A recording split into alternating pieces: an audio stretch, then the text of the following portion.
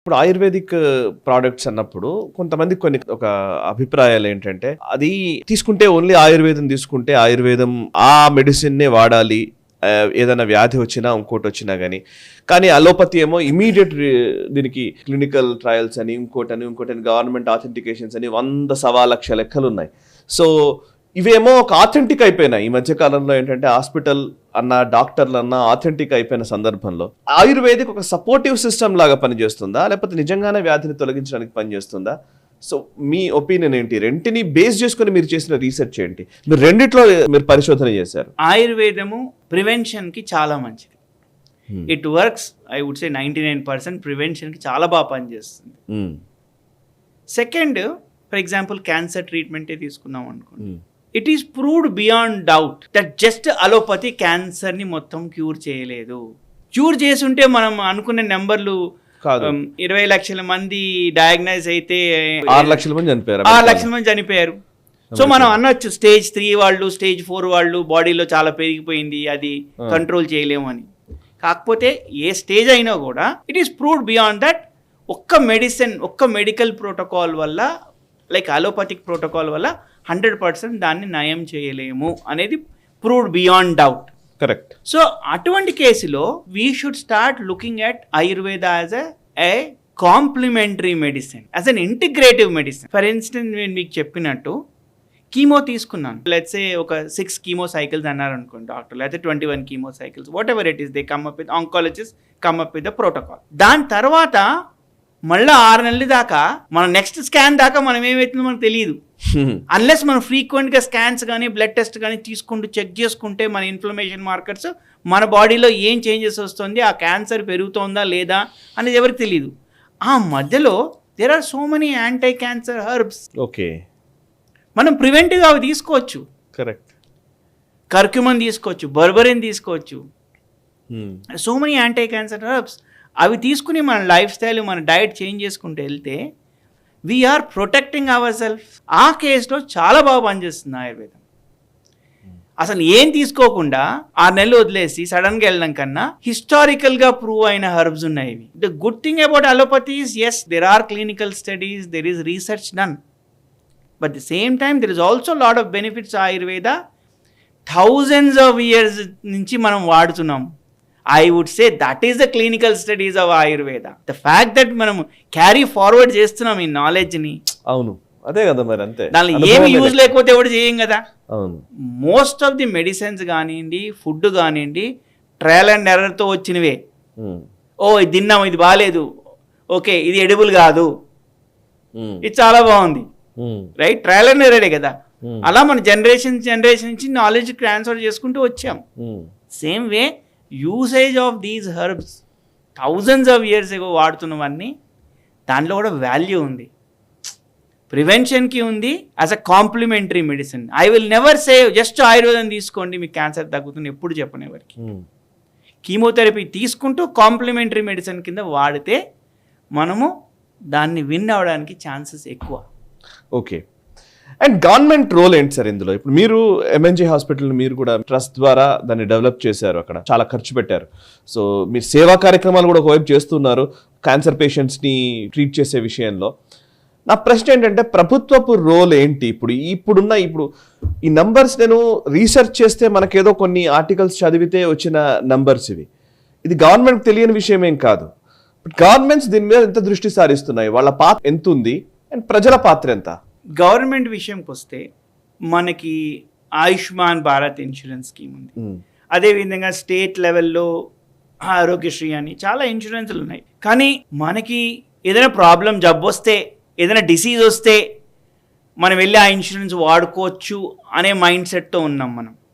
True. అది రాకుండా ఆ ఇన్సూరెన్స్ నుంచి at least 5% of that money governments ఖర్చు పెడితే ప్రివెన్షన్కి చాలా ఛాన్సెస్ ఎక్కువ. ఫర్ ఎగ్జాంపుల్ మీరు చూస్తే 674,848 కోట్లు ఏటా ఖర్చు అవుతుంది. 74,000 కోట్లు ట్రాన్సాక్షన్స్ ఓన్లీ ఫర్ క్యాన్సర్. అంటే 5 లక్షలు ఒక పేషెంట్కి 5 లక్షల చొప్పున ఖర్చు అవుతుంది అనుకుంటే, అందులో ప్రభుత్వం పెట్టొచ్చు, ప్రైవేట్ వ్యక్తులు పెట్టొచ్చు. ఒక 5 లక్షల రూపాయలే అనుకుంటే, 5 లక్షలు చాలా చిన్న నెంబర్ ఒక వ్యక్తి క్యాన్సర్ పేషెంట్ మీద పెట్టే ఖర్చు అయితే కనుక. అట్లా లెక్కేస్తే 74,848 కోట్లు అవుతుంది. మనం ఇన్ని వేల కోట్లు ఖర్చు పెట్టే బదులు దాంట్లోంచి 1/10 కూడా కాదు, 1%, 2% ఖర్చు పెట్టినా కూడా మనము ప్రివెంట్ చేయొచ్చు. సో మన పాలసీస్లో నేను చెప్పే సజెషన్స్ ఏంటంటే, whether it can be Ayushman Bharat, whether it can be Aarogyasri, even health ministry అయినా లేకపోతే individuals who can afford it, correct, they should have in their mind, okay, I will start preventing certain chronic diseases అని they should take an oath.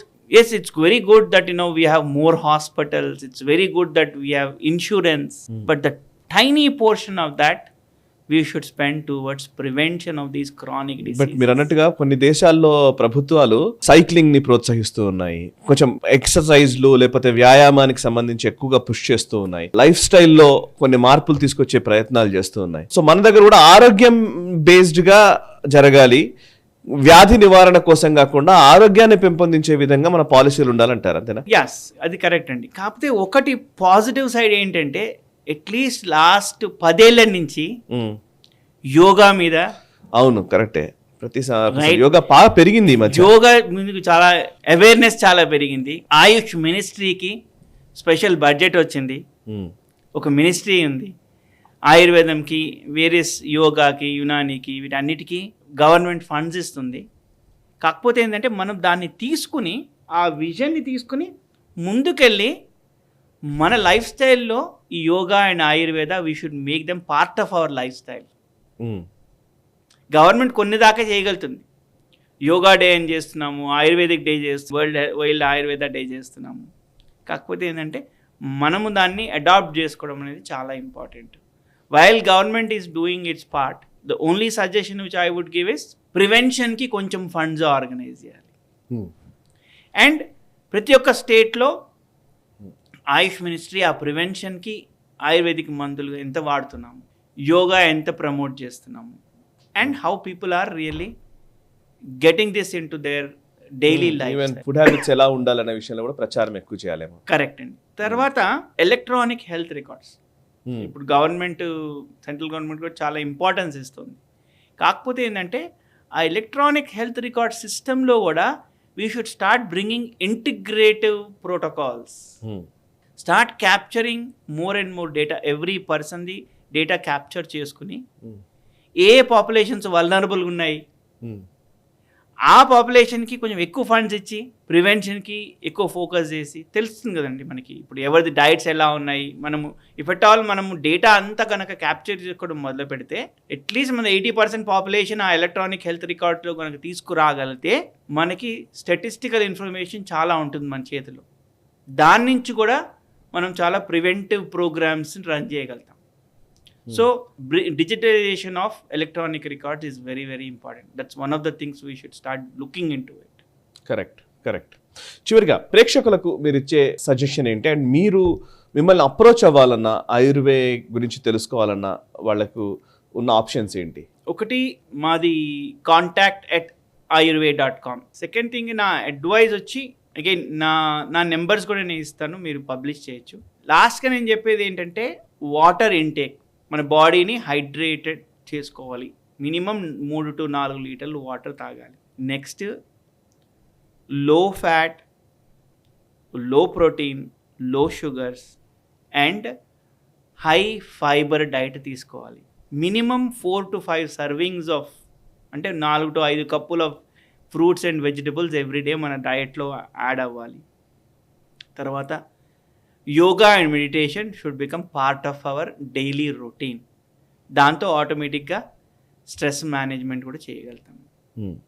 So ఇవి కనుక మనం మన రొటీన్లో పెట్టుకుంటే the things which we can control, correct, మనం control చేసి chronic disease నుంచి దూరంగా ఉండగలుగుతాం. ఓకే.